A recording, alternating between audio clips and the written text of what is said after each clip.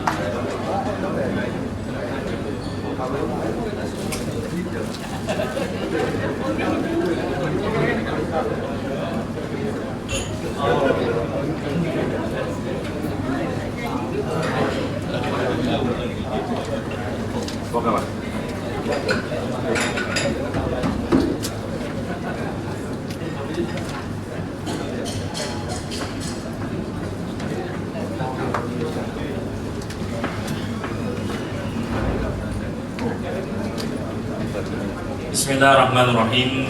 Assalamualaikum warahmatullahi ta'ala wabarakatuh. Alhamdulillahirabbil alamin. Wassalatu wassalamu ala asyrafil anbiya'i wal mursalin wa ala alihi wa sahbihi ajma'in. Bagi memulakan majlis kita pada pagi ini, semoga kita mendapat petunjuk dan juga hidayah daripada Allah Subhanahu wa taala. Sama-sama kita mulakan dengan membaca Ummul Quran, Al-Fatihah.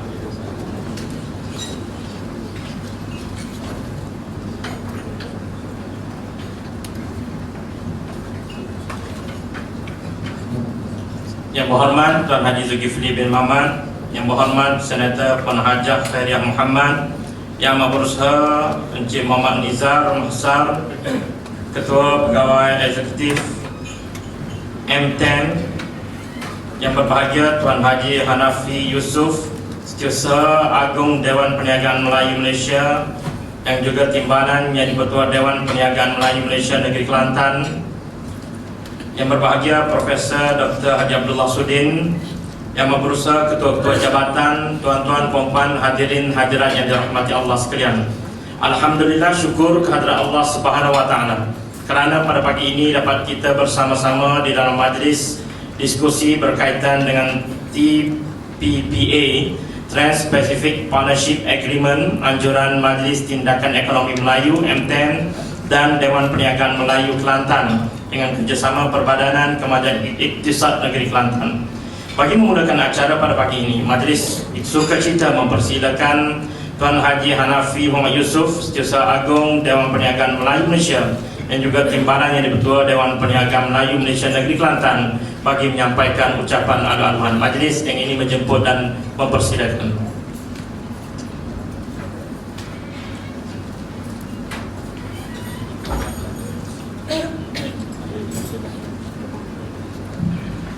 Bismillahirrahmanirrahim. Alhamdulillahirabbil alamin. Assalatu wassalamu ala asyrafil anbiya'i wal mursalin wa ala alihi washabihi ajma'in.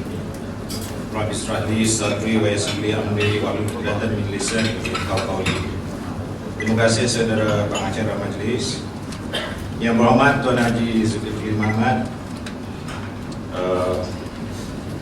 yang berhormat Senator Puan Hajah Khairiah, Yang Berusaha Tuan Encik Nizar Mahsar, CEO M10, Yang Berusaha Tuan Haji Rosli Ismail, YDP Dewan Perniagaan Melayu Malaysia Negeri Kelantan, yang bahagia Profesor Dr. Haji Abdullah Sudin,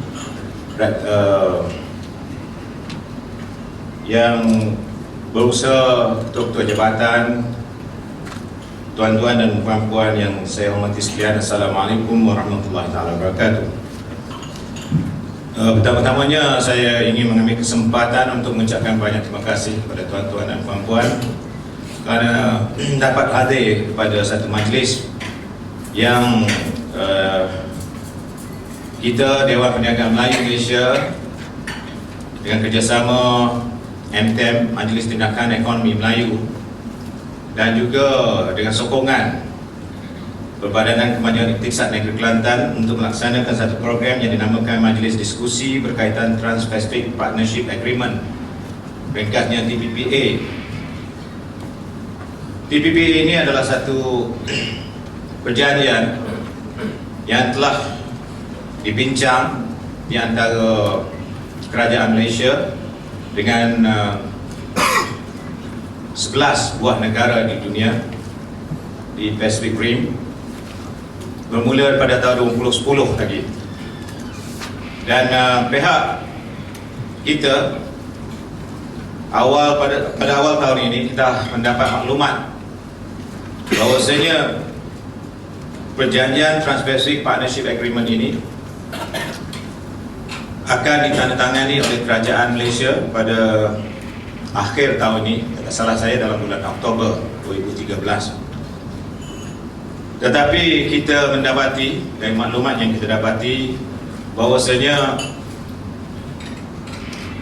perkara-perkara yang dibincangkan dalam partnership agreement ini banyak yang masih lagi perlu diperbincangkan, dan MTEM telah membuat satu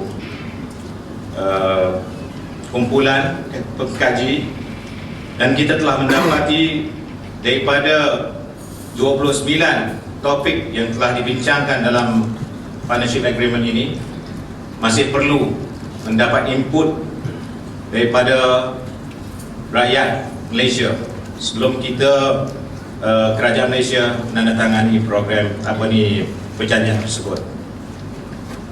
Jadi untuk itu pihak DPMM dengan kerjasama MTEM sekarang membuat roadshow untuk memberi penerangan kepada rakyat Malaysia, terutamanya para pemimpin setempat dan profesional setempat, untuk mendapat maklumat yang lebih terperinci, selain daripada untuk mendapatkan input daripada pemimpin-pemimpin setempat untuk kita garapkan dalam satu kemungkinan akan wujudkan satu memorandum untuk disampaikan kepada pemimpin tertinggi negara.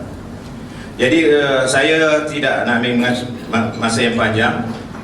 Dengan ini saya dengan segala hormatnya mempersilakan Saudara Nizam bin Mashar, Ketua Pegawai Eksekutif MTEM, untuk membentangkan apa yang tersirat di dalam Trans-Pacific Partnership Agreement, dan dalam masa yang sama majlis ini akan dibuka kepada para peserta untuk Q&A session. Saya dengan segala hormatnya mempersilakan Saudara Nizam bin Mashar. Terima kasih.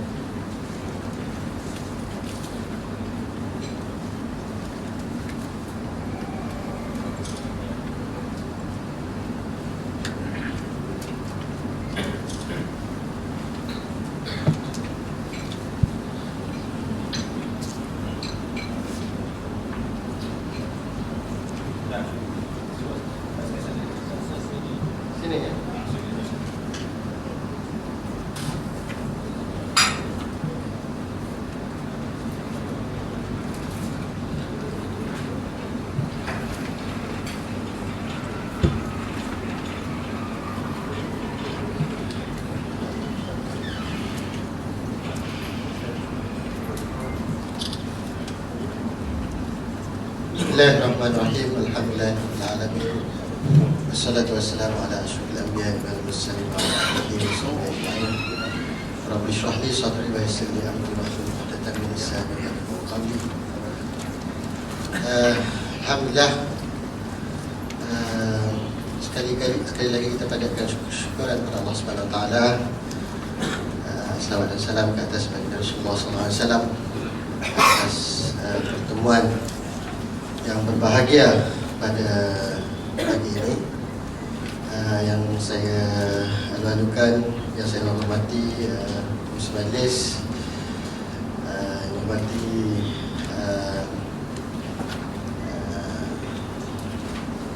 Tuan Haji Hanafi, wakil daripada Dewan Perdagangan Muslim Sagung, Dewan Perdagangan Malaysia Pusat, merangkap timbalan yang Ketua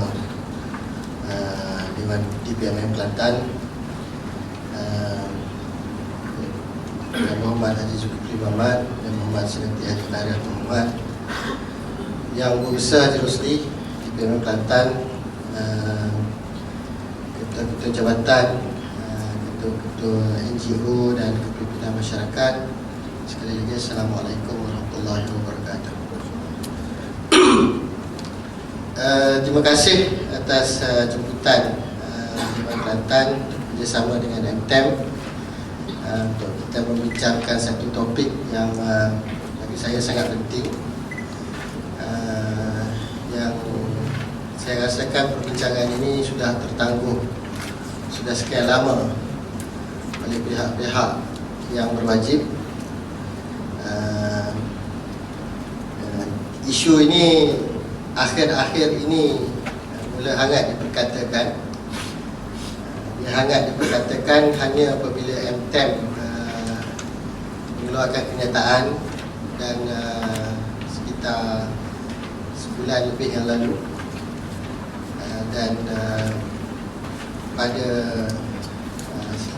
lebih kurang dan sepanjang 3 minggu inilah baru akhirnya ramai orang ajak mula berbincang di pihak khususnya MITI, dan kita rasa kita dah ada lebih kurang 5 kali perbincangan dengan NGO, dah 5 round cakap dengan NGO hanya dalam tempoh 2-3 minggu terakhir ni lah, dan barulah isu ni mula dibincangkan di peringkat media. Padahal tuan-tuan, perbincangan TPPA ini sudah pada perundingan kali ke-17, dan lebih kurang 13 daripada 29 chapter bab daripada TPPA ini telah hampir selesai atau selesai. 13 daripada 29, dan tinggal lebih kurang 2 kali perundingan lagi di peringkat antarabangsa, dan dijangkakan dalam bulan September atau Oktober ini perbincangan ini akan diutamakan. Jadi kalau orang kata sekarang ni masanya untuk kita berbincang, sebenarnya kita sudah jauh terlewat untuk berbincang. There were a lot of areas yang telah dipersetujui tanpa perbincangan lanjut daripada berbagai pihak, dan ramai di kalangan stakeholder, direct stakeholder dalam TPP ini. Ini kita tak masuk indirect stakeholder, pihak yang tidak langsung. Pihak yang langsung terlibat dengan agreement ini tidak tahu apa-apa pun, termasuk di peringkat kementerian, termasuk di peringkat kerajaan negeri. Walaupun kerajaan negeri juga adalah direct stakeholder yang akan terlibat. Jadi ini menimbulkan tanda tanya kepada kita. Dan sejarahnya secara umumnya kita ni sebenarnya dah 7 kali kita tarik diri. Secara umumnya lah 7 kali kita tarik diri daripada perjanjian yang seumpama ini. Kali terakhir adalah pada 2007 bila kita tarik diri daripada US Free Trade Agreement, bilateral trade agreement antara Malaysia dengan US. Itu 2007 kita tarik diri, 2007-2008. Jadi perbincangan ni sebenarnya dia dah berbincang, tetapi seperti mana yang kita dimaklumkan, banyak perkara-perkara yang menjadi penyebab untuk kita tarik diri pada tahun 2007-2008. Kalau itu telah dibincangkan semula dan diselesaikan di meja rundingan, 17 meja rundingan yang lepas. Jadi apa maksudnya tu. Kita tak jelas. Dan dalam lebih kurang 5 perbincangan daripada pihak kementerian dengan kita, bukan MTEM secara khusus lah, dengan NGO-NGO ekonomi dan juga beberapa pihak dalam 3 minggu terakhir ni, mereka tidak dapat memberi apa-apa penyelesaian dan jawapan kepada kita. Okay?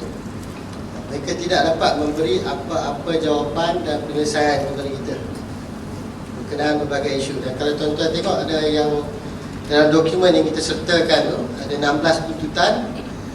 Dan 16 tuntutan tu yang menjadi perbincangan terakhir kita dengan menteri. Dan soalan-soalan itu belum dapat dijawab oleh pihak kementerian. Okay? Dan yang tu boleh jadi reference lah kalau tuan-tuan untuk mengadakan nak bertanya, nak berbincang tentang hal ini. Saya cuba memberi sikit gambaran asas. Saya buat slides ni, saya tak dapat untuk translate ke bahasa Melayu. Dan kebanyakan tu akan ambil masa sikit kita nak translate, sebab semua ini dia ada 2 benda. Ini bukan MOU. Yang kita bincangkan bukan ini, bukan MOU ataupun orang kata apa, persefahaman. Tak.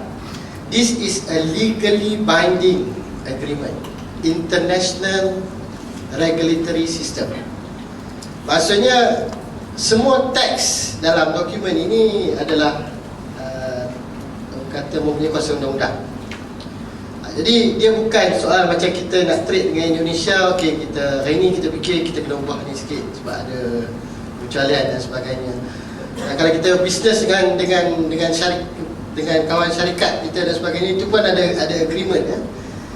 Jadi ini adalah agreement yang merangkumi bukan saja chapter perdagangan barang, trading of goods, tetapi berbagai sektor-sektor lain yang bukan melibatkan perdagangan pun ada dalam tu. Jadi ini sebabnya dia sifatnya yang very technical, sifatnya yang very legal, dan sifatnya yang orang kata bercakap tentang trade.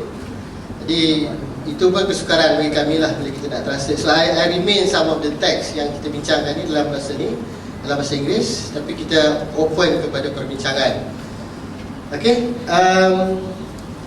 sekarang ini TPPA ini sudah masuk kepada fasa yang terakhir, fasa yang terakhir perbincangan.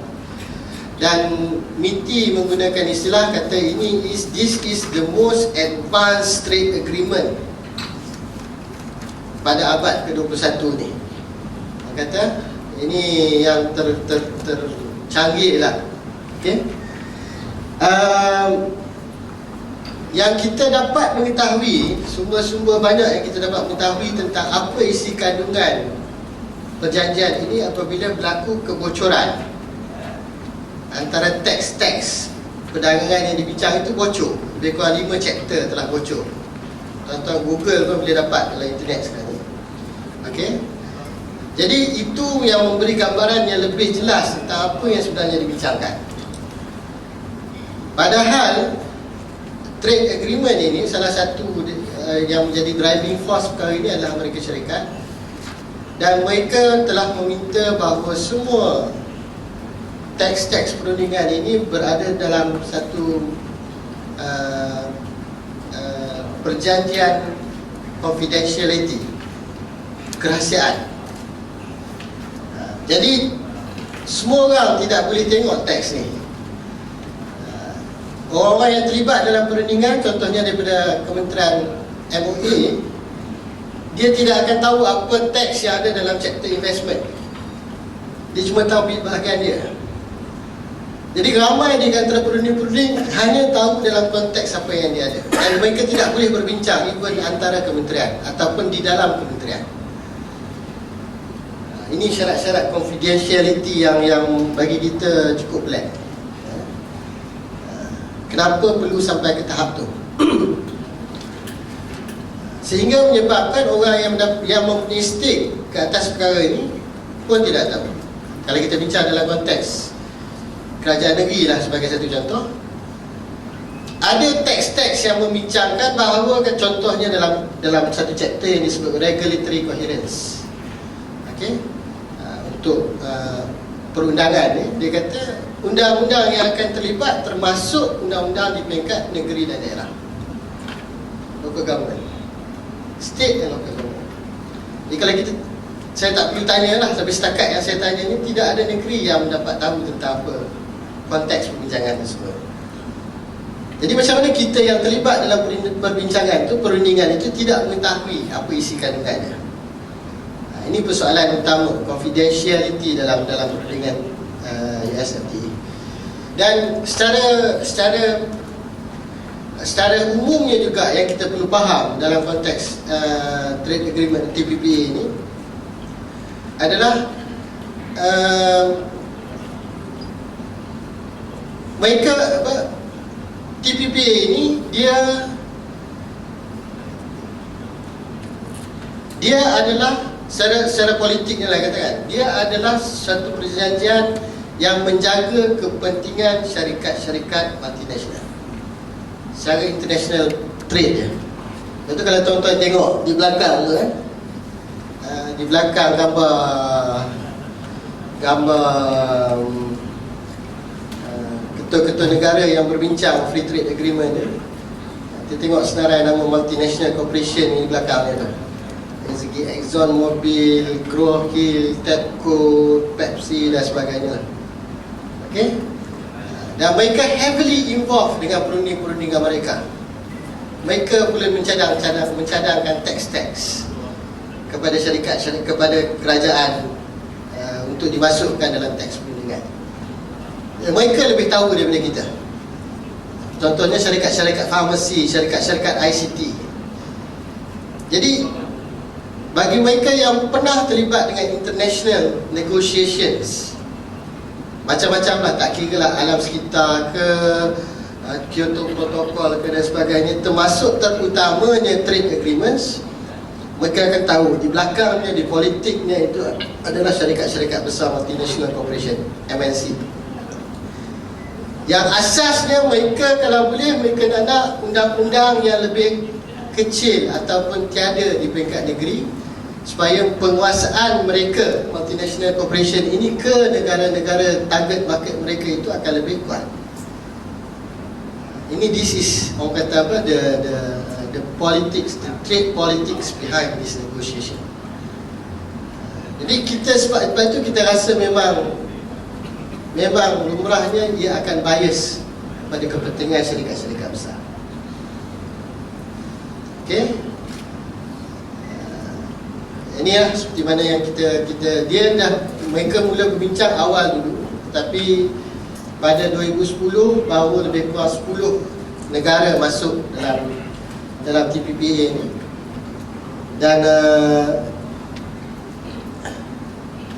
Dan kali terakhir perjanjian ini diadakan adalah bulan lepas di Peru, yang kali yang ke-17.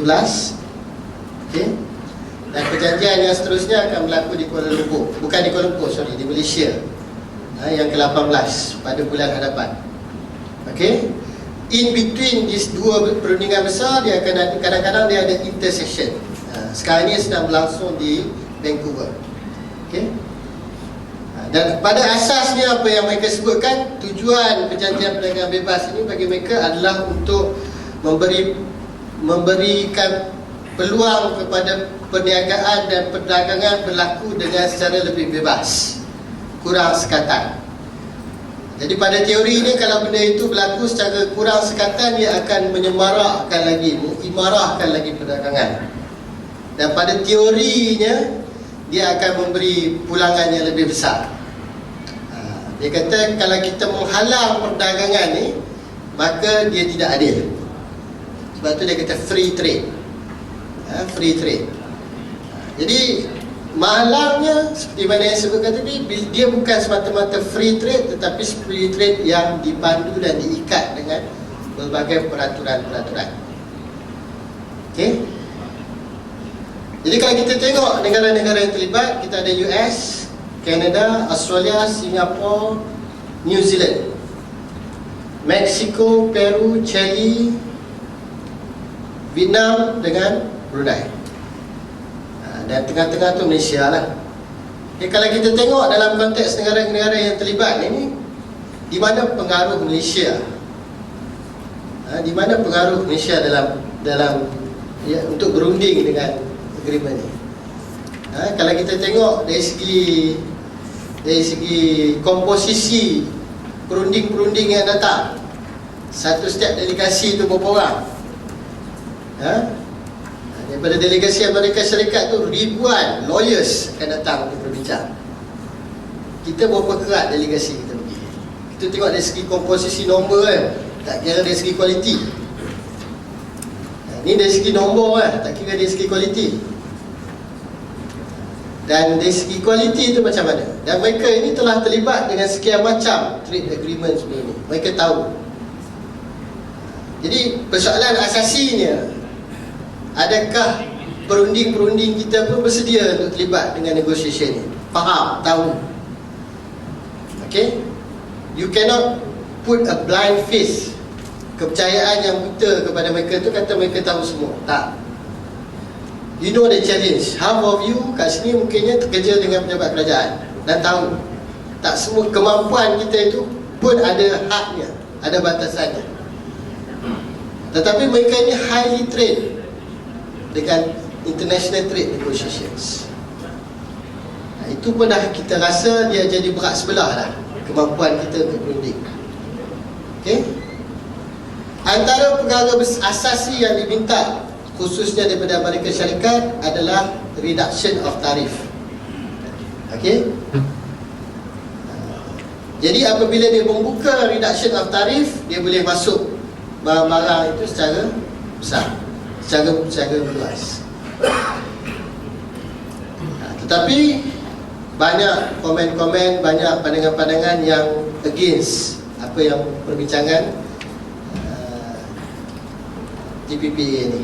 Macam kartun yang ditunjuk kat depan tu lah. Asasnya mereka akan kata, okey, mari bersama-sama, mari bersama-sama untuk mencapai yang orang kata apa, ekonomi yang lebih baik. Tapi siapa yang sebenarnya drive benda tu dan siapa yang akan tertindas? Okey.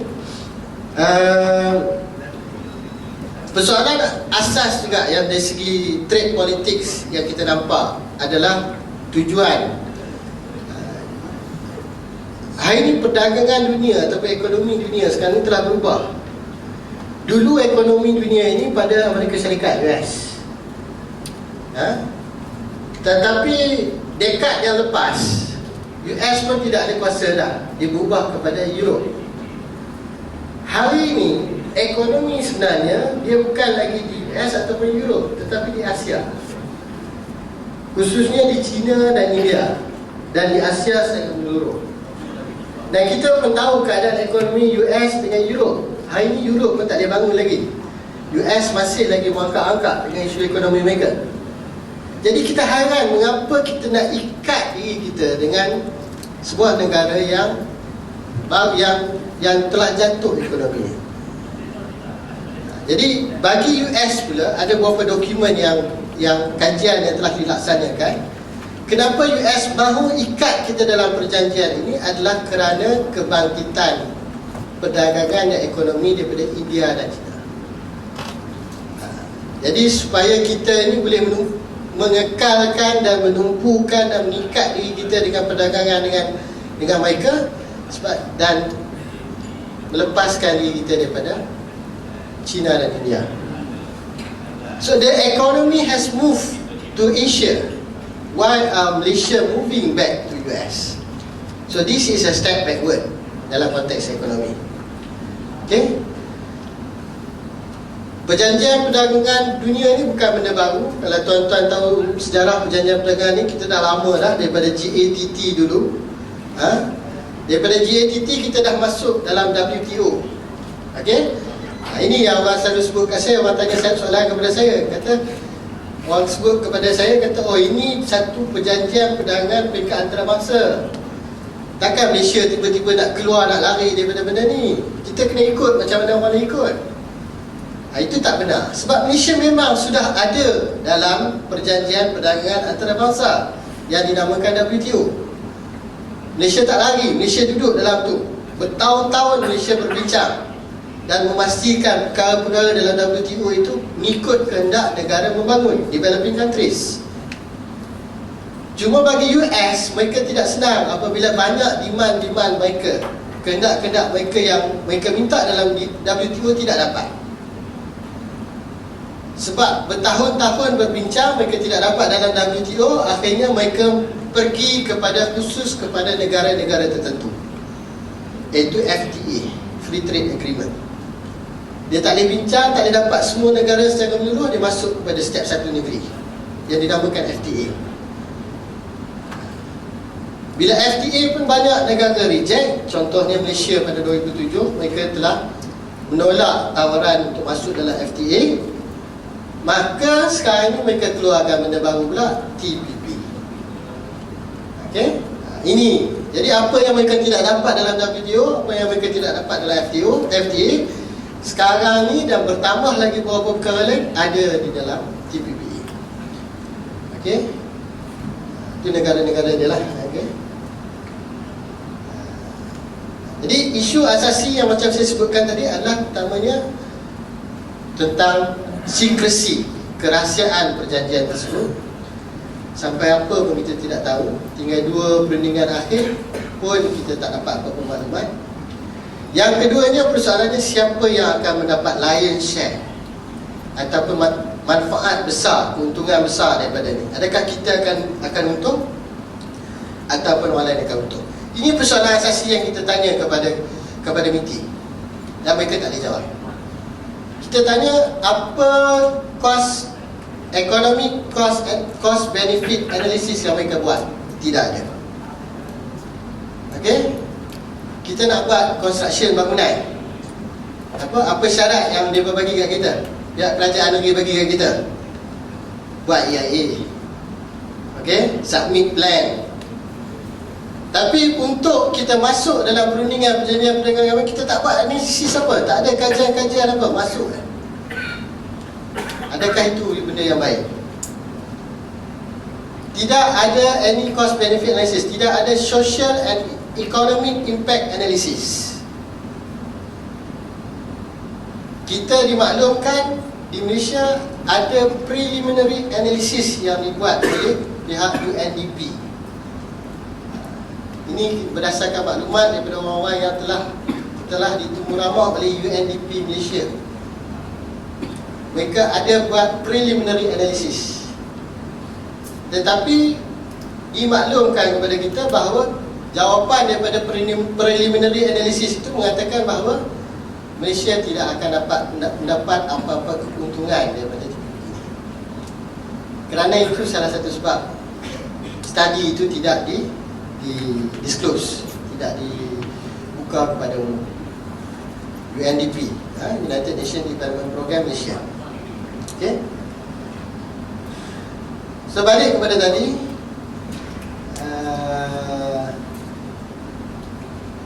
okey, dia berlaku secara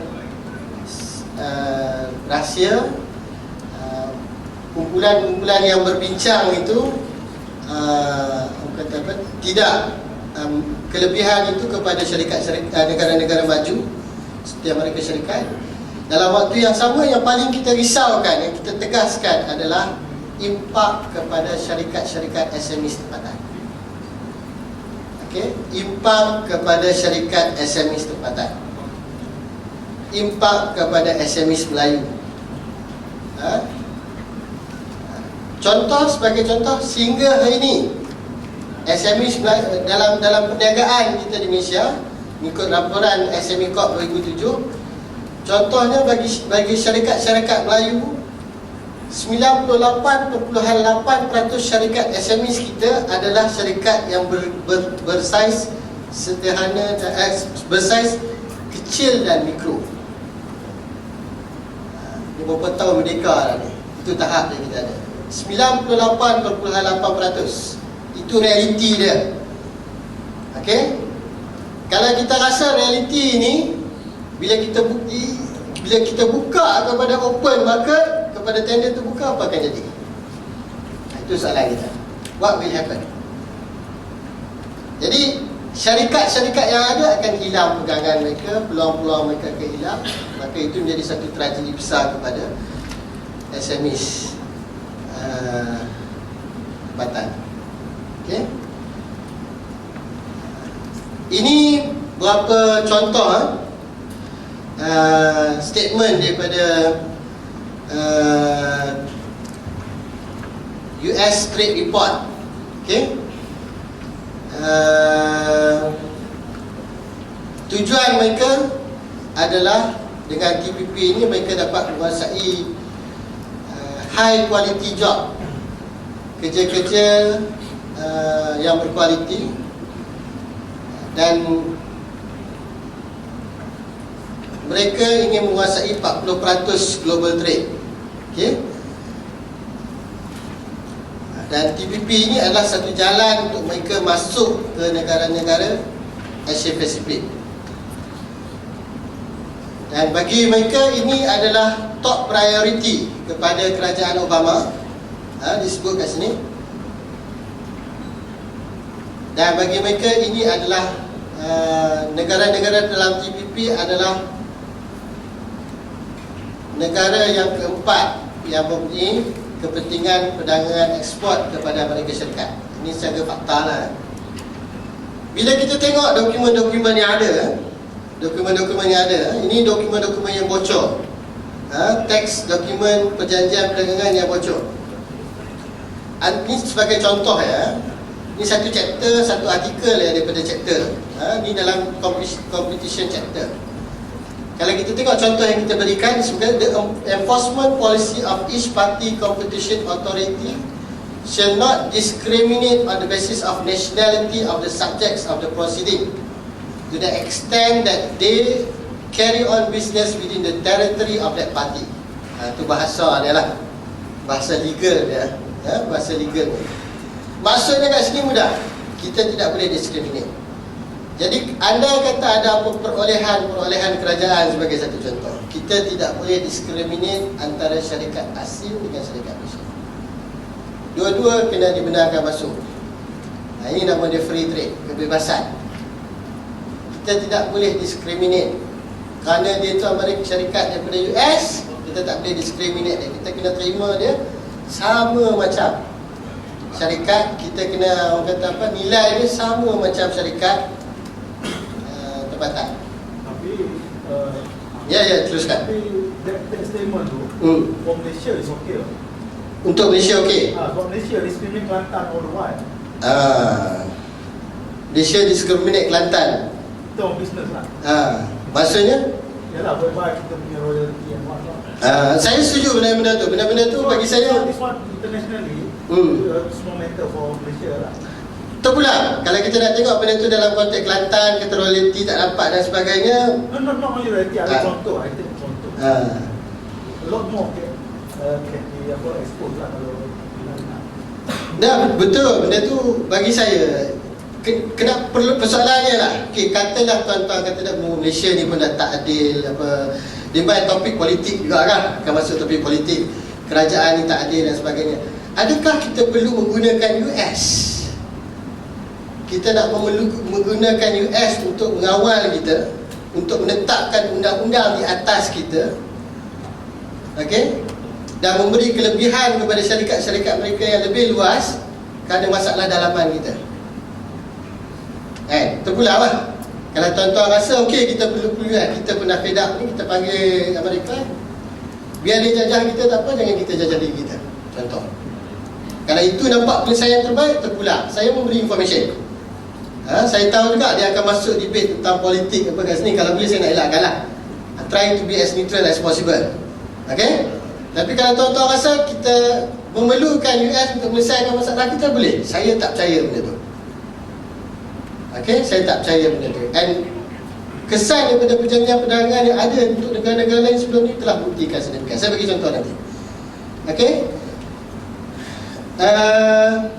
Dan antara benda-benda yang tak boleh buat itu adalah kita melayan locally established supplier less favorably than another locally established supplier on the basis of degree of foreign affiliation. Ini pun sama lebih kurang. Tetap boleh ada istilah dia national treatment or non-discrimination. Contohnya lah kalau dalam konteks Kelantan, contoh dalam konteks Kelantan. Saya tahu tentang isu tanah, tadi saya sebutkan tentang isu tanah.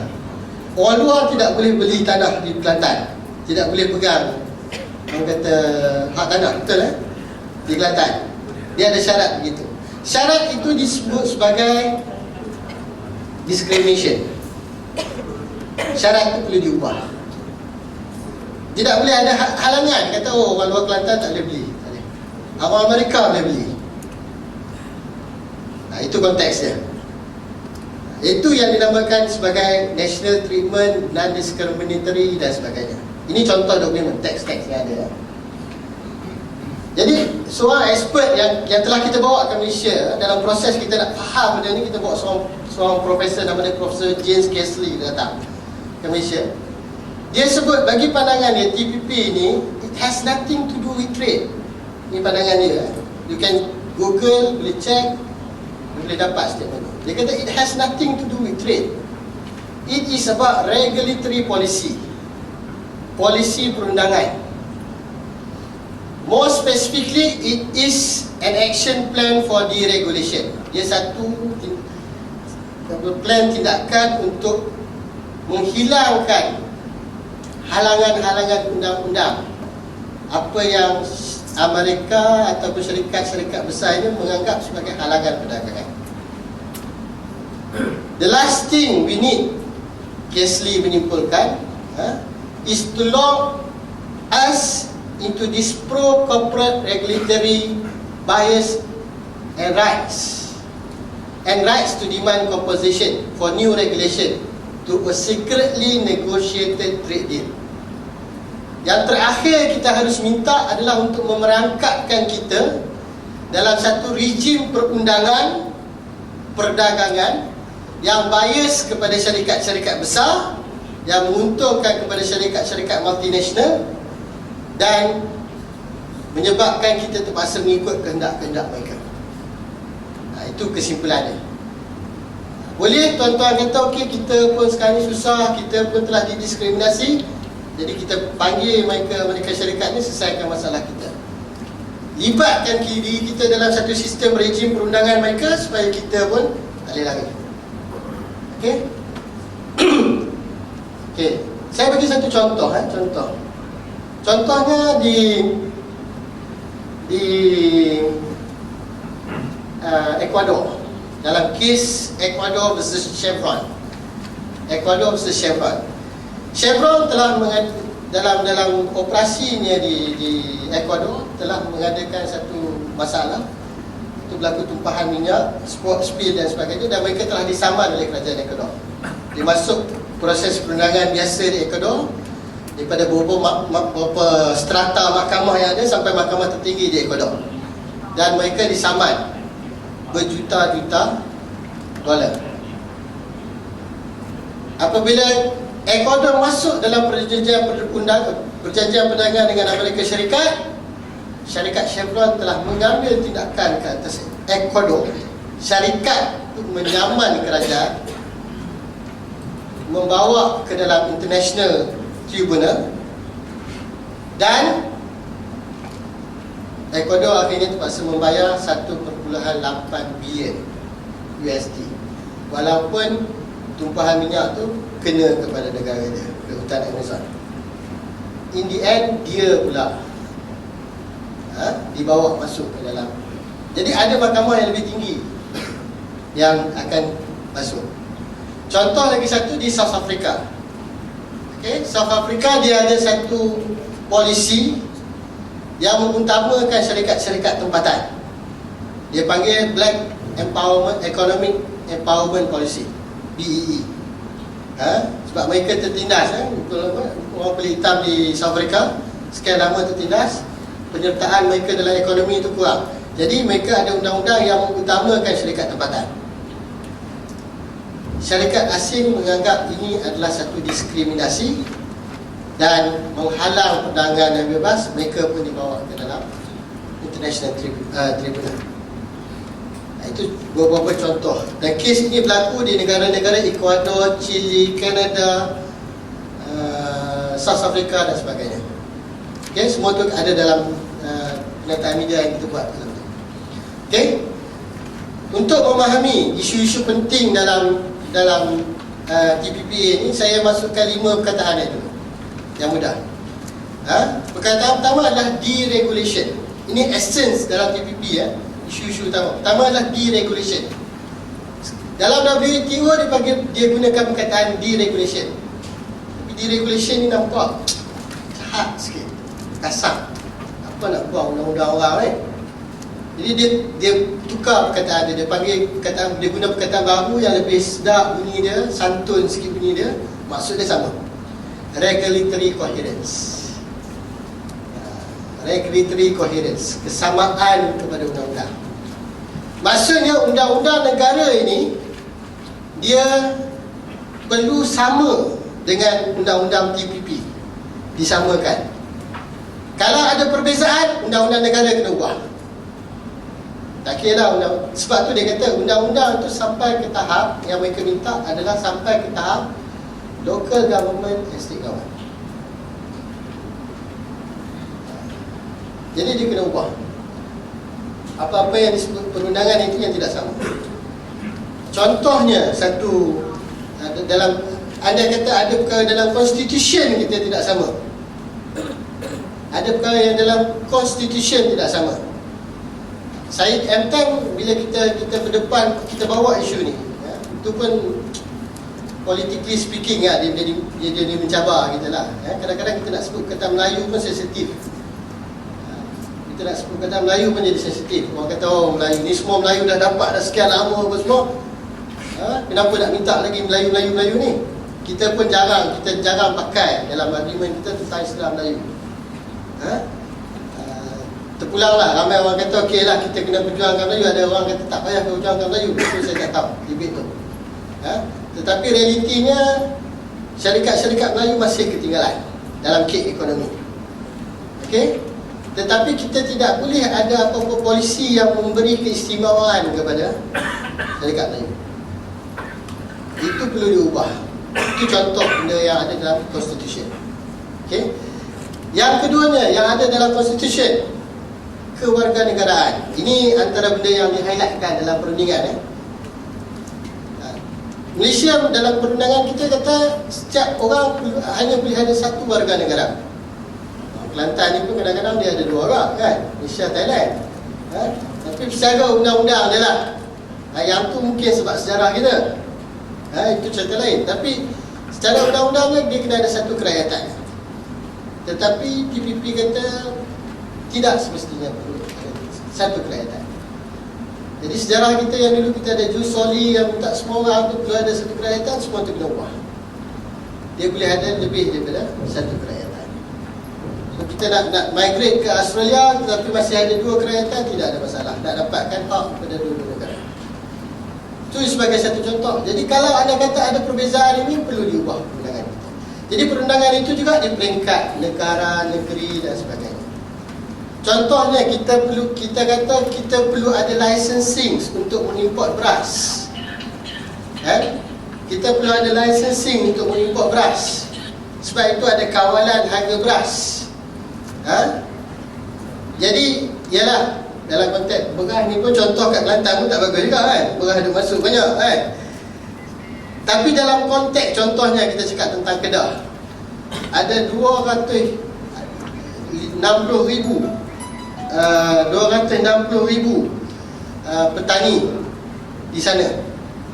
Anda kata beras-beras subsidi masuk daripada luar negara tanpa kawalan. Contohnya US, dia mempunyai subsidi kata pertanian dia cukup tinggi masuk. Apa akan jadi kepada petani-petani? So the loss of livelihood, kehilangan mata pencarian kehidupan itu akan besar. Tetapi undang-undang begini kena ubah ikut dalam TPPA, dalam konteks regulatory coherence. Okay, undang-undang perlu disamakan. Anda kata kita nak buat undang-undang baru, kita kena merujuk kepada jawatankuasa TPP. Kita nak buat undang-undang bukan kita kena bincang sama-sama kita, parlimen. Kita kena rujuk kepada jawatankuasa TPP. dia kena inline, ada regulatory coherence, kesamaan dengan undang-undang yang ada. Jadi bagi orang yang memahami undang-undang, ini adalah persoalan kedaulatan, sovereignty. Kenapa kita nak serahkan sovereignty kita ini kepada orang lain? Okey. Yang kedua, trade barriers ataupun technical barriers to trade. Ini isu kedua dalam TPP. Trade barriers ataupun halangan perdagangan. Apa saja perkara yang boleh dilihat sebagai halangan perdagangan. Contohnya lembaga penafisan filem. Lembaga penafisan filem adalah satu halangan perdagangan. Sebab filem-filem Hollywood, filem-filem Bluewood semua nak masuk ke sini. Kita ada lembaga penafisan yang menghalang. Tapi itu menjadi satu halangan kepada perdagangan.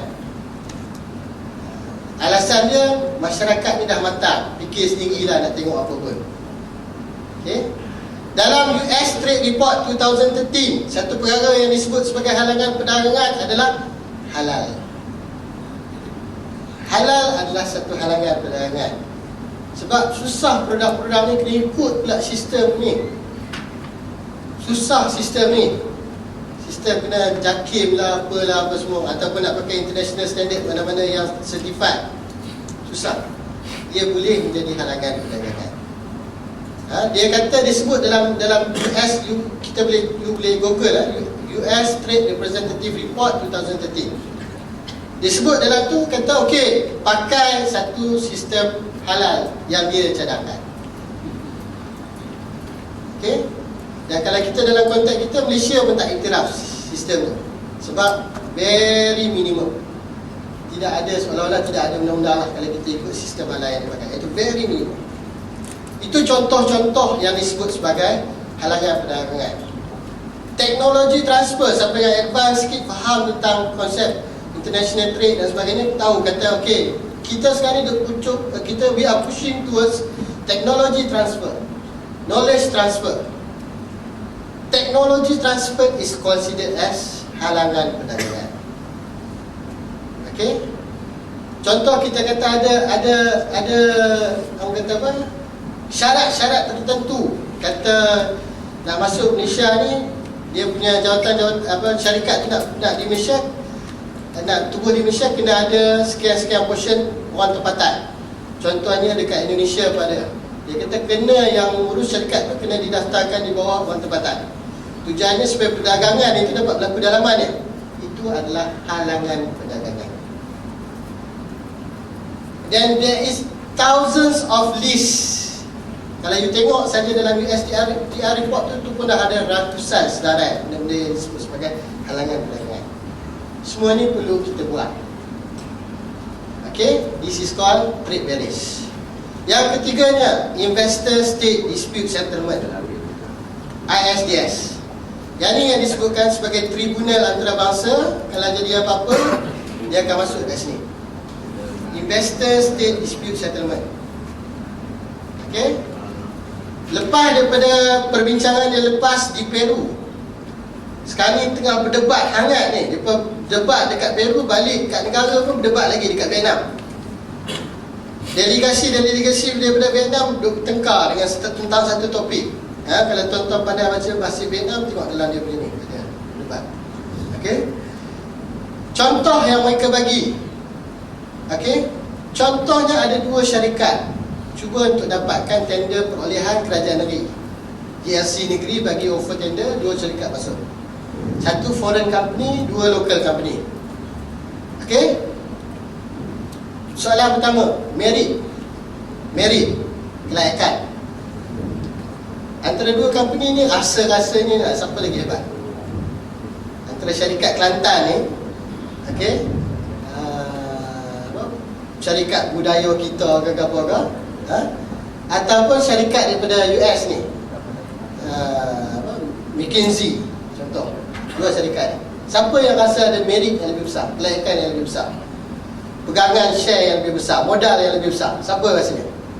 Mesti syarikat foreign, betul tak? Dia masuk tender, dia masuk tender. Proses sama, semua dokumen sama, tetapi kelayakan mungkin dia lebih tinggi. Tiba-tiba kerajaan negeri nak buat keputusan, aku nak bagi kat syarikat tempatan lah, pasal dia ni layak, dan aku pun nak memajukan warga tempatan. Dalam kes yang disebutkan oleh Vietnam, dia kata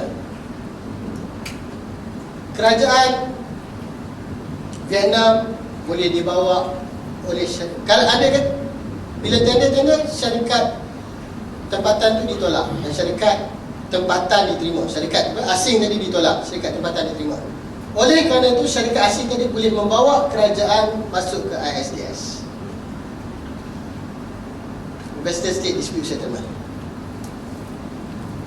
Sebab merit sama, proses sama, kenapa you tak bagi? So they can challenge you to court.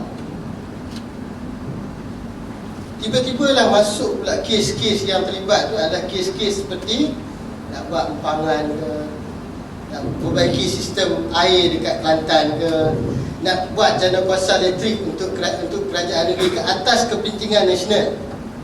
Bila dah masuk ISDS ni apa jadi? Projek tu akan hold. Berapa lama? 5 tahun, 10 tahun. National Interest Project. Tapi kita tidak ada hak kata apa-apa kerana ini adalah tribunal antarabangsa. Investor State Dispute Settlement. Itu kes yang dibawa oleh kerajaan Vietnam. Okey? Yang keempat, preferential treatment, ataupun dia juga pakai istilah no favored nation. Tidak ada kelebihan pada negara-negara tertentu, semua kena layan sama. Ataupun dia pakai juga istilah FET, Free and Equitable Treatment, kesamarataan. Syarikat asing dengan syarikat luar kena disamaratakan. Tidak boleh ada preferential treatment, hak-hak kelebihan kepada mana-mana. Satu syarikat JLC, contohnya TM, dia kata okey, service provider untuk semua services untuk pendawaian ni, yang kecil-kecil ni, untuk pirata ni kan, dia bagi Bumi Putra contoh. Yang tu yang berlaku, itu yang berlaku pun. Syarikat kecil je. So dia kata okey, tak boleh, kita kena open tender. So dia masuk, full tender kami pegang. Full tender kami pegang. Ni saya bagi senario. Okey, dia kata tak boleh macam ni. This is preferential treatment. Kami nak open. Okey, open lah. Kata kita panggil syarikat-syarikat kecil-kecil Melayu ni, bubuh konsortium satu, tender. Sama dengan syarikat sana pun tender foreign. Kita dah SME kecil dah ni, tender masuk. Dia boleh masuk. Apa nak halang dia masuk? Dia pula ambil Bangla, Nepal, semua masuk untuk buat services ni. Ingat, Bangla, Nepal tak boleh buat telco punya servis. Apa undang-undang yang kita boleh pakai untuk halang benda ni? Tak boleh. Ya. Kalau yang seperti kata lama Ya. Tak boleh. Tidak boleh. Dia kena open tender, tidak ada alasan. Mungkin mereka akan perkenalkan threshold level. Yang ni yang duk bergaduh sekian banyak ni. Malaysia sebelum ni duk bergaduh tak mau masuk tentang perolehan kerajaan sebab istilahnya threshold level. Dia kata kami nak kurang-kurangnya 600 projek-projek 600 juta ke atas, 500 juta ke atas baru buka. Ini pandangan kerajaan Malaysia. Kalau pandangan sebagai orang yang tu pun tak sepatutnya kita pisua tengkok kepada kerajaan ini untuk buka juga benda-benda tu. Terpulang kat kita nak buka ke tak? Kan? Tapi dia kata tak boleh, kita kena buka everything. Threshold level ni masih diperdebatkan. Mungkin mereka nak 300,000 ke atas. Kalau yang Malaysia minta 500 juta ke atas, dia pun nak 300,000 ke atas, kita tak tahu. So you cannot say this is because of national interest. You cannot, you do not want to open that tender. You can be challenged to court. ISDS. Jadi ini satu yang keempat lah, isu yang mudah yang saya bagi. Keempat, preferential treatment. Yang kelima, dia pakai istilah positive list dengan negative list. Jadi kalau tuan-tuan nak orang nak pergi berdebat, argue pasal TPPA ni, kalau lepas 5 soalan ni dia boleh jawab, kalau selesai. Yang ni menjadi 5 isu besar yang tak boleh kita lepas lagi. Yang nombor 5 ni adalah positive list versus negative list. Dalam perjanjian perdagangan bebas sebelum ini, sistem yang dipakai adalah sistem positive list. Maksudnya kalau kita senaraikan barang perkara-perkara tersebut, barulah dia termaktub dalam perjanjian perdagangan tu. Jadi kita masuklah, kita kata kita nak bincang tentang simen, masuk bincang. Besi, bincang. Wudu, bincang. Apa lagi? ICT pula kita nak bincang bab animation, bincang. Okay, ni positive list. Okay, dia tak nak pakai, kali ni dia tak nak pakai positive list, dia nak pakai negative list. Kalau nak berbincang, setiap kerajaan kena letak dia negative list, apa yang dia tidak mau masukkan dalam perjanjian perdagangan. Okey, bubur, beras kami tak mau bincang sebab yang ni makanan ruji Malaysia. Nak jaga 300,000 keluarga petani di Malaysia. Campur-campur total ada 500,000 keluarga petani. Contoh. Okey, kami tak mau bincang yang ni. Okey, masuk dalam list, kena dipersetujui oleh 12 negara dulu. Setuju tak masuk? Okey, semua setuju, beras masuk. Apa lagi? Masuk. Ada 20 list. Hanya 20 perkara ini saja sepanjang bulan dan bintang. 20 perkara ini saja selamat daripada perjanjian perdagangan. Tak dikira sebagai exclusion list. Boleh jadi 20, boleh jadi 5, sebab kita kena berdebat dengan 12 negara dan US dia mau semua. Exclusion list. Ini disebut sebagai negative list. Yang tu pun bagi kita dah tak adil. Mai pula benda baru. Macam mana tentang industri baru, infant industry? Kita baru belajar nak buat ni. Kita tak ada lagi industri ni. Contohnya green building, solar panel. Industri yang baru nak bermula di Malaysia. Apa akan jadi kalau satu industri itu baru bermula di Malaysia? Apa biasanya yang akan dibuat? Kita akan bagi sokongan kepada industri itu, betul tak? Kita bagi dia modal, kita bagi dia infrastruktur. Semua itu akan dianggap sebagai preferential treatment. Tidak boleh dibuat. Okey, tidak boleh dibuat. Okey, jadi kalau kita nak introduce industri baru, sektor baru, produk baru, dan produk itu tidak ada dalam negative list, sebab 20 tahun depan ni baru kita nak fikir, benda itu tak boleh berlaku. Kita kena fikir siap-siap 20 tahun lagi apa lagi benda yang kita nak perjuangkan ni. Kita nak pastikan tidak termaktub dalam perundangan. Kalau tidak akan habis. Ini positive list dan negative list. So ini 5 isu besar. 5 isu besar dalam TPP. Dan seluruh dunia dah protes dah. Korea awal-awal juga protes, keluar, mereka tak mau terlibat. Thailand, bankers dia turun ke orang bank dia turun ke jalan raya protes. Sebab tu mereka keluar daripada TPP. Bankers dia. Itu kat Canada. Semua negara bantah. Malaysia kat mana? Tak ada. Kita tak tahu pun apa TPP ni. Ini masalah kita. Okey? Ni ada sikit bantahan yang berlaku. Okey? Bantahan yang berlaku ini adalah daripada grup-grup perubatan. Grup-grup perubatan. Mereka ni dapat maklumat secara international lebih mendalam. Dan syarikat-syarikat farmasi yang khusus dia tertumpu di Amerika Syarikat sangat-sangat nak banyak benda dalam farmasi. Isu dia generic medicine. Generic medicine. Tuan-tuan, harga ubat kita murah ni sebab kita ada ubat-ubat yang dinamakan generic medicine ni. Ubat-ubat ciplakan ni lah. Okey? Contohnya Panadol lah. Panadol harga besar dia, asal dia harga dia mahal. Sebab dia masuk IP, intellectual property dan sebagainya.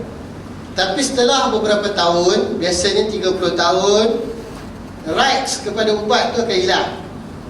Jadi syarikat-syarikat lain boleh produce ubat yang sama pada harga yang lebih murah. Sebab itu orang kata apa, kadar kesihatan lebih meningkat. Contohnya dulu kita tidak ada ubat malaria sebagai satu contoh.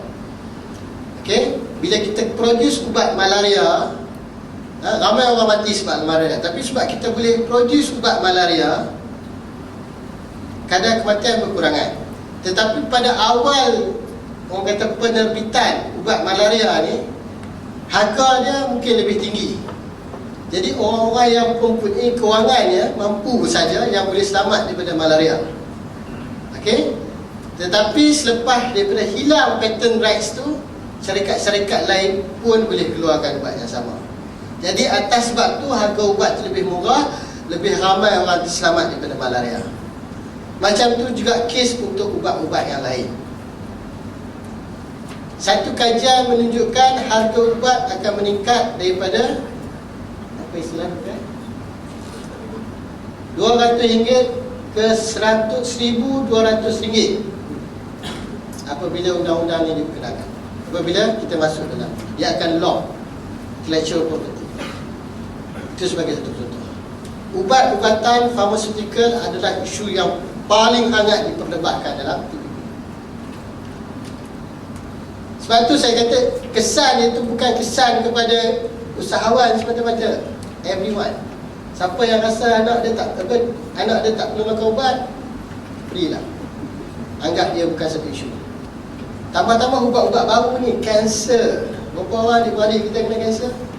Saya baru ada apa? Anak kawan meninggal. Darjah 1 kena kanser, meninggal. Dan sebab apa? Sebab dia tak mampu. Tak mampu nak pergi kemo, tak mampu nak ambil ubat-ubatan. Okay? Jadi ini isu-isu yang ada. Ini isu-isu yang berlaku. Okey. Antara isu-isu besar dalam TPP yang diperdebatkan, satu, perolehan kerajaan. Okey, satu, perolehan kerajaan. Yang keduanya, Investor State Dispute Settlement, perundangan Malaysia yang akan menjadi lebih rendah daripada tribunal antarabangsa. Ketiga, isu-isu tanah, Investor State Dispute Settlement concerning on land matters. Land matters are state matters, no more. Investor State Dispute Settlement and Dasar Bumiputera. Yang ni pun kita berdebat hangat juga lah. Bila saya duduk dengan kawan-kawan lain, NGO-NGO lain yang bukan Melayu Muslim, yang lebih aktif lah. Kita dalam dunia NGO ni, NGO Melayu dengan Muslim lemah lah. Dia kira kita tak buat study, kita tak ada research apa semua. Mereka ni very advanced. Tapi mereka bila nak duduk dengan kita tu, antara isu yang mereka dia kata, oh you nak fight benda ni sebab isu Melayu. I kata no, it is beyond that. Ia bukan semata-mata isu Melayu. Tapi sama-sama kita lah, sama-sama kita pun nak bergaduh juga. Dia kata, oh ini semua isu-isu Melayu tak habis-habis. Kan? Ada saya benda tu. Jadi poin saya adalah, macam saya sebut tadi, adakah kita memerlukan rejim seperti Amerika Syarikat ini untuk mengubah problem yang ada pada diri kita? Mereka tu sendiri problem dah cukup banyak dah. Kenapa kita nak usahkan diri kita? Isu kelima, labor. Labor, isu tenaga kerja. Macam saya sebut tadi, dia boleh memasuk semua tahap labor ni. Dari segi kuli sampai CEO, dia nak ambil foreign, ikut suka dia. We cannot bind it to any laws. Yang keenam, fair and equitable treatment. Macam saya sebut tadi, tidak boleh ada kelebihan kepada yang lain-lain. Okey, yang ketujuh saya sebut juga tadi, rice farmers. Cost of living, medicine. Services and SMEs. Macam mana accounting profession. Ini professional services. Lawyers kata, oh tak boleh, kita ada undang-undang. Lawyer yang ambil kita punya sijil yang boleh. You say so lah. Masa zaman dulu lah. Tapi bila dia buka benda-benda, all those things can be considered as trade barriers. menghalang syarikat-syarikat kewangan mereka untuk masuk. Oh, dia kata tak boleh, lawyer US ni mahal. Siapa kata dia nak pakai lawyer US? Siapa cakap dia nak pakai lawyer US? Dia pakai nama US company, dia bawa Nepalese lawyers, Cambodian lawyers kerja kat sini. Dia bayar berapa? Entahlah kat dia. Dia bubuh seorang lawyer besar dia, yang lain dia ambil lokal, yang orang boleh buat. Accounting firm, accounting agencies. Bawah MTEM ni kita ada Persatuan Accounting Melayu, Persatuan Lawyers Melayu, Persatuan Arkitek Melayu, Persatuan Juru Perunding Melayu. Semua ada. Dan semua sekarang ni dengan dasar yang ada sekarang pun mereka dah rasa cukup tertindas. Mai pula yang ni close shop. Okay. Yang ke-10, Financial Regulation and Policies. Okay. Saya banyak dah ni. Yang ni ringan sikit perbincangan dia. Saya pun berat, saya pun jadi berat kepala. Okey, yang ni ringan sikit perbincangan dia. Dia bagi senario, kita bagi contoh bagi orang mudah faham. Okey. Contohnya, kesan pada TPPA ni, perubatan sebagai satu contoh saya bagi jadi, kos perubatan akan meningkat. Sebab mereka akan prefer medicine kena ikut patent rights yang lebih besar. Okay. Yang keduanya sebagai satu contoh, hasil ekspor. Okay. Semua pendapatan ekspor negara akan berkurangan, yang antara cukaian ekspor termasuk. Okay. Kita ada orang kata apa, tarif-tarif, duty-duty dan sebagainya, yang mana bila produk-produk tu masuk, kita boleh charge. Tujuannya kita boleh bantu industri tempatan, dan dalam waktu yang sama kita dapat keuntungan di atas duty, tarif dan sebagainya. Semua ni tak ada. Mereka minta ditiadakan. Yang ketiga, tenaga buruh. Majikan asing tidak perlu melatih atau menggaji tenaga tempatan. Tiada pindahan teknologi dan pindahan. No technology transfer and knowledge transfer. Kalau kita minta, contohnya dalam company oil and gas. Oil and gas, kita masuk, ada dalam teknologi, dalam industri itu ada area yang kita tak pandai lagi. Tapi dalam perundangan kita, dia kata kita kena ada JV, syarikat tempatan dengan syarikat luar. So adalah sektor ni mungkinlah spesifik kita nak keluarkan kita nak keluarkan LNG tertentu dengan sistem tertentu, teknologi tertentu, kita tak pandai lagi benda tu. Kita minta kata foreign companies ni ajar kita, ajar our technical officer, engineer kita tentang perkara-perkara ni. Itu tidak dibolehkan dalam TPP. So sampai bila lah kita akan bodoh dalam bidang-bidang tu? Dan kita tak boleh menunjukkan sebarang permintaan kepada mereka untuk melakukan training kepada kita. Itu dilihat sebagai trade barriers. Yang keempat, intellectual property. Yang kelima, polisi perolehan. Saya sebut tadi, kamu ni dia akan ada kesan kepada alam sekitar juga.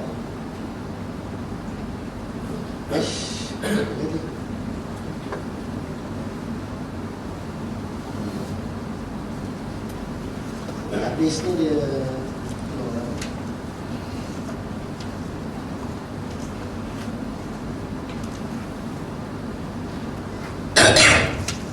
kewangan, perundangan dan subsidi.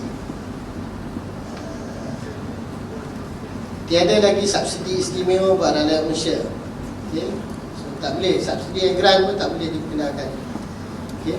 Dia akan jadi sebagai satu halangan perdagangan. Okay. Ini statistik lah. Yang kita risaukan MTEM ni bercakap bagi pihak usahawan Melayu. Kita tahu kondisi usahawan Melayu sekarang ni. Dari segi equity perolehan kita lemah, dari segi SMEs kita lemah, dari segi berbagai sektor kita lemah. MTEM selalu bersikap positif. Antara benda yang MTEM buat, kita jumpa dengan berbagai usahawan-usahawan yang cemerlang, orang muda ni. Sebagai mereka tak dapat apa-apa bantuan sokongan daripada kerajaan pun, they can do it. We have always this positive attitude. Kata boleh usahawan kita. Kita ada usahawan yang create animation product Sampai Disney pun beli. Contohnya Upin, Bobo Boy. Itu antara kecemerlangan otak-otak budak Melayu ni. Okey? Tetapi secara overallnya kita masih ketinggalan. Okey, kita masih ketinggalan. Jadi kita tidak mahu pula ada rejim perundangan sebegini yang boleh menekan kita, yang boleh mengambil tindakan ke atas kita di luar daripada batasan kita, kemampuan kita. Jadi ini isu besar kita. Sekarang ni dah perundingan kali ke-17 pada 15 hingga 25 Julai. Perundingan yang 18 di Malaysia.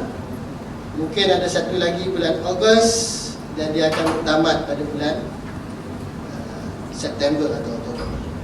Okey. So untuk itu terima kasih, tuan-tuan boleh juga rujuk yang saya sebutkan tadi. Kalau untuk tambahan dan untuk perbincangan, kita ada 16 tuntutan kepada Menteri Perdagangan Antarabangsa dan Industri untuk mereka memberi penjelasan kepada kita tentang memberi jaminan kepada Malaysia, kepada kita tentang 16 perkara berikut. Okey, itu saja tuan-tuan. Kalau ada sebarang soalan, pandangan, kita lakukan. Allahuakbar. Terima kasih Saudara Nizam. Saya ucapkan banyak terima kasih dan kepada tuan-tuan dan puan-puan juga yang sanggup menyediakan masa untuk mendengar. Dan bagi sesi kedua, sesi diskusi kita pada pagi ini akan diteruskan dan saya dengan sukacitanya menjemput Dr. Abdullah Sudin sebagai moderator pada sesi ini dan saya segala hanya silakan.